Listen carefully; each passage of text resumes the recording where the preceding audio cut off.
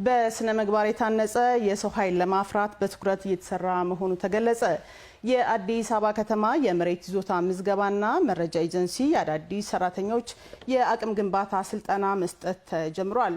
በስልጠና ማስጀመሪያ መርሃ ግብሩ ንግግር ያደረጉት በምክትል ከንቲባ ማዕረግ የአዲስ አበባ ከተማ ዋና ስራ አስኪያጅ ኢንጂነር ወንድሙ ሴታ መሬት ውስን ሀብት ከመሆኑ ጋር ተያይዞ ፍትሐዊ የመሬት ተጠቃሚነትን የሚያረጋግጥ የአሰራር ስርዓት ለመዘርጋት በትኩረት የሰው ኃይልን ለማጠናከር እየተሰራ መሆኑን አንስተዋል። መሬት ውስን ሀብት ነው። መሬት ስትራቴጂክ የሆነ የህዝብ ሀብት ነው። ራሱ ሀብት መሆን ብቻ ሳይሆን ለሌሎች ሀብቶች መፈጠርም ጭምር ምክንያት የሆነ መሰረት የሆነ ሀብት ነው። ይህን ሀብት ደግሞ በአግባቡ ማስተዳደር፣ በአግባቡ መምራት ያስፈልጋል። ይህን ለማድረግ ደግሞ በቂ እውቀት መጨበጥ፣ በቂ ትጥቅ መያዝና ለዛ አገልግሎት ምቹ ሁኔታ መፍጠር ያስፈልጋል። ይህም መሬት በአግባቡ ስናስተዳድር አንደኛውና ዋነኛው ነገር መሬት በኩል ሰዎች እንዲገለገሉበት ፍትሃዊ ተደራሽ እንዲሆን፣ በዚህ የምንሰጠው አገልግሎት ደግሞ በምናገኘው ገቢ የከተማ አስተዳደሩ ሌሎች ልማቶችን ማከናወን የሚያስችለውን ማህበራዊ ፍትህን ማስፈን የሚያስችለውን ስርዓት መዘርጋት እንድንችል ነው። በመዲናዋ ሪፎርም ከተደረገባቸው ተቋማት መካከል የመሬት ይዞታ ምዝገባና መረጃ ኤጀንሲ አንዱ መሆኑን የተናገሩት ኢንጂነር ወንድሙ ሴታ አገልግሎቱን ዲጂታላይዝድ ከማድረግ በተጨማሪ ብቃት ያለው ባለሙያ እንዲሁም በስነ ምግባር የታነጸ የሰው ኃይል የማፍራት ስራ በትኩረት እየተሰራ እንደሚገኝ ገልጸዋል። በሂደትም ደግሞ የተገልጋይ ሮሮ ያለባቸውን ተቋማት ተገልጋይን በቴክኖሎጂ ተጠቅመን የተሳለጠ አገልግሎት መስጠት፣ የከተማውንም ጥቅም የማስጠበቅ የተገልጋይንም እንግልት የማስቀረት ስራ መስራት መቻል አለብን በሚል የተሳለጠ የዲጂታል ስርዓት እየዘረጋን ያለው ከተማችንን ስማርት ከተማ እናደርጋለን በምንልበት ጊዜ አንዱ የመንግስትን ዲጂታል አስተዳደር እና የተቀላጠፈ የተሳለጠ የመንግስት አስተዳደር እና አገልግሎት ማሳካት ነው የሚል እምነት ይዘን ነው እየሰራን ያለ ነው። ለዚህ ደግሞ ዋነኛው መሰረት ተደርጎ የሚወሰደው ደግሞ ዲጂታል የመሬት መረጃ ስርዓትን መገንባትና የተሟላ የካዳስተር ስርዓት መገንባት ነው ተብሎ ነው የሚታመነው። ይህ እንግዲህ በዘላቂነት አዝልቀን ሙሉ ለሙሉ የከተማችንን የመሬት መረጃ በአግባቡ ከያዝን በሌሎች የመሬት ተቋማቶቻችንና መሬት ላይ አገልግሎት የሚሰጡ ተቋማቶቻችን የተጀመረው ሪፎርም አንድ ላይ ሲጠቃለል የተቀናጀ የመሬት መረጃ ስርዓት እየገነባን ነው ያለ ነው ማለት ነው። የአዲስ አበባ ከተማ የመሬት ይዞታ ምዝገባና መረጃ ኤጀንሲ ዋና ዳይሬክተር አቶ ተስፋዬ ጥላሁን በበኩላቸው በመዲናዋ ትልቅ ሀብት ከሆኑት ውስጥ መሬትና የሰው ሀብት ግንባር ቀደም መሆናቸውን ጠቅሰው አዳዲስ ባለሙያዎች ብልሹ አሰራርን ለመዋጋትና የህብረተሰቡን ሮሮ ለመቅረፍ እንዲሰሩ አሳስበዋል። እንግዲህ በዚህ ተቋም ውስጥ በተለያዩ ጊዜ የሪፎርም ስራዎች ሲሰሩ ቆይተዋል።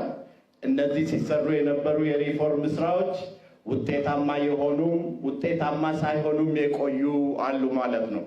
በሪፎርማችን ውስጥ ያየንበት ትልቁ የኛ ጉድለት የሚነበብበት መስተካከል ያለበት የህብረተሰቡ ሮሮ የሚሰማባቸው ሊሻሻሉ ይገባል የምንላቸው በንጹህ ጭንቅላት ጀምረን እንስራ ከሚል አንጻር ስለሆነ እናንተም ያንን ታሳቢ አድርጋችሁ መዘጋጀት ያስፈልጋል ማለት ነው።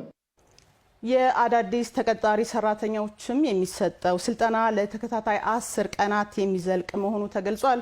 ዘገባው የሪፖርተራችን ይታያል አጥናፉ ነው። መረጃዎቻችን እንደቀጠሉ ናቸው። እኩለ ቀናችን ላይ ትገኛላችሁ። በድጋሚ አብራችሁን ስላላችሁ እናመሰግናለን። ወደ ቀጥታ ከቦታው ድረስ ወደምንመዘግበው መረጃችን አልፋለን። ራሄል አበበ ትገኛለች በቀጥታ መስመራችን ላይ። ራሄል በድጋሚ እንዴት ዋልሽ? ትገኛለሽ? ከቅድም በጥቆማ መልክ ያደረሽን መረጃ አሁን በዝርዝር ታድርሽናለሽ? አመሰግናለሁኝ። ቀደም ሲልም እንግዲህ እንደተነሳው የአዲስ አበባ ከተማ አስተዳደር የመሬት ይዞታ ምዝገባና መረጃዎች ኤጀንሲ አዳዲስ የቀጠራቸውን ሰራተኞች እንግዲህ የአቅም ግንባታ ስልጠና ያገኙ ዘንድ በኢትዮጵያ ሲቪል ሰርቪስ ዩኒቨርሲቲ የስልጠና መርሃ ግብር በይፋ ተጀምሯል። በዚህ መርሃ ግብር ላይ እንግዲህ የአዲስ አበባ ከተማ ዋና ስራ አስኪያጅ ኢንጂነር ወንድሙ ሴታን ጨምሮ ሌሎች ባለድርሻ አካላትም ተገኝተዋል። እንግዲህ ቀደም ሲልም እንደተነሳው የአዲስ አበባ ከተማ አስተዳደር የመሬት ይዞታ ምዝገባና መረጃዎች ኤጀንሲ ቀደም ሲል እንግዲህ ከአገልግሎቱ ጋር ተያይዞ በርካታ ክፍተቶች የነበሩበት ለእንግልት የተጋለጠ ከዛም ባሻገር ከብልሹ አሰራር ጋርም ተያይዞ በርከት ያሉ ቅሬታዎች ይነሱበት የነበረ ተቋም ነው። ይህንን ተቋም እንግዲህ የነበረውን ገጽታ ለመመለስ ከተማ አስተዳደሩ በትኩረት ከሰራባቸው የሪፎርም ስራ ካከናወነባቸው ተቋማት መካከል አንዱ ሆኗል።